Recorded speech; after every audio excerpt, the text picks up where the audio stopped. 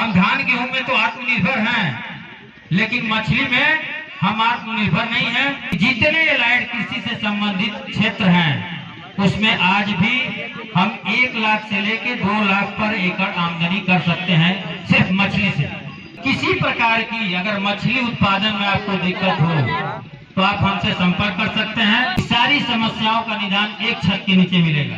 बेचने से लेके, खरीदने से लेके, तकनीकी से लेके सारी चीजों पे। मैं बहुत संक्षेप में अपना हम मत्स्य पालन पे जो है आप लोगों को व्यू देंगे। देखिए, हमारा कृषि प्रधान देश है और कृषि जो है एक व्यापार नहीं है, लेकिन आज के युग में व्यापार के रूप में देखा जाता है, क्योंकि कृषि एक जीवन है। चाहे वो मछली के रूप में हो, चाहे मोटे अनाज के रूप में हो, चाहे हम जो है पशुपालन के रूप में देखते हो या किसी भी रूप में देखें, तो कृषि हमारे पूरे संसार का जीवन है, व्यापार नहीं है। पहले जीवन है, उसके बाद दूसरे नंबर पे व्यापार है। लेकिन ये भी सत्य बात है कि अगर हमारे किसान के पास पैसा ना हो तो वो आगे नहीं बढ़ सकता है। तो हम जीवन के साथ साथ व्यापार कर सकते हैं। उसमें एक मछली पालन बहुत बड़ा योगदान अपने भारत में दे रहा है। और हम धान गेहूं में, हम जिले की बात करते हैं, देवरिया जिले की बात करते हैं, तो हम मछली में आत्मनिर्भर नहीं है। हम धान गेहूं में तो आत्मनिर्भर हैं, लेकिन मछली में हम आत्मनिर्भर नहीं हैं। इसलिए यहाँ जितने लोग उपस्थित हैं, मैं उनसे आग्रह करूंगा कि मछली पालन को बढ़ावा दें, इसलिए कि जितने एलाइड कृषि से संबंधित क्षेत्र हैं उसमें आज भी हम 1 लाख से लेके 2 लाख पर एकड़ आमदनी कर सकते हैं सिर्फ मछली से।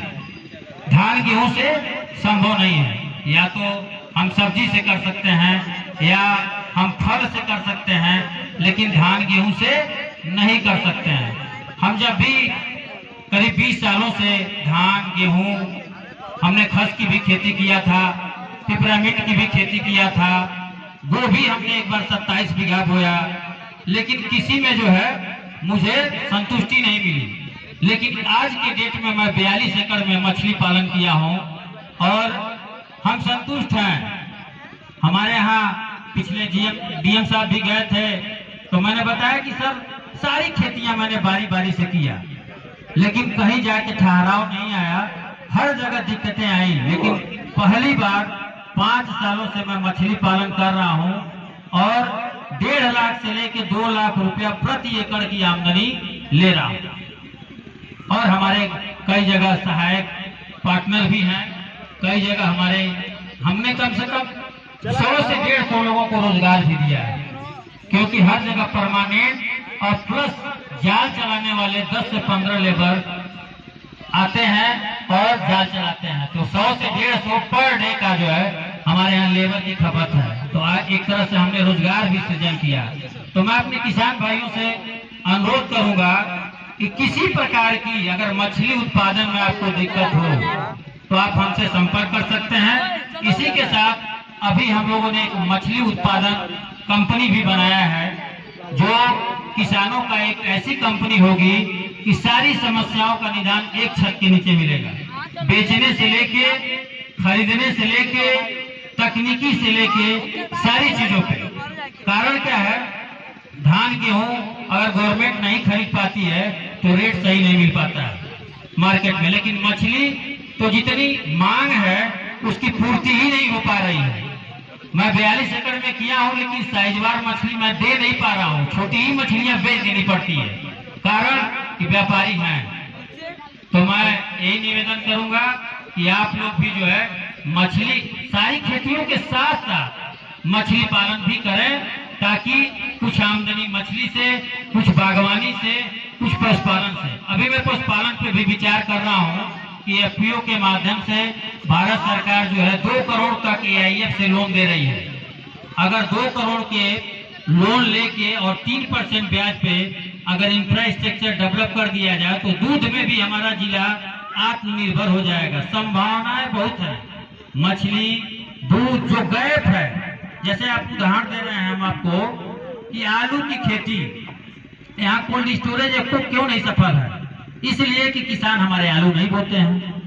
वही फर्रुखाबाद, कन्नौज, तमाम जगहों पे आलू ज्यादा बोया जाता है, इसलिए कोल्ड स्टोरेज वहाँ भरपूर मात्रा में है। तो कोल्ड स्टोरेज अगर कोई स्टेब्लिश करेगा और आलू यहाँ पैदा ही नहीं होगा तो उसका कोल्ड स्टोरेज चलेगा? नहीं चलेगा। तो हमारा पैसा आलू का कहाँ जा रहा है? आलू का पैसा हमारा जो है फर्रुखाबाद जा रहा है, बाराबंकी जा रहा है। और चेहरे पे मुस्कान तभी आता है जब आपके जेब में पैसा आता है। मछली का पैसा कहाँ जा रहा है? आंध्र प्रदेश। आज भी उत्तर प्रदेश पूर्ण रूपेण से आत्मनिर्भर नहीं हुआ है, लेकिन प्रोडक्टिविटी के मामले में भारत में उत्तर प्रदेश पहला स्थान इस साल आया, प्रथम बार। तो हमारे किसान अब शुरू कर रहे हैं, जागरूक हो रहे हैं। हमको सिर्फ ये सोचना है कि जिसमें हम आत्मनिर्भर नहीं है उस चीज की खेती करें तो हमारा मुनाफा बढ़ जाएगा। और हम ऐसा प्रोडक्ट करें कि जो बाहर जाए।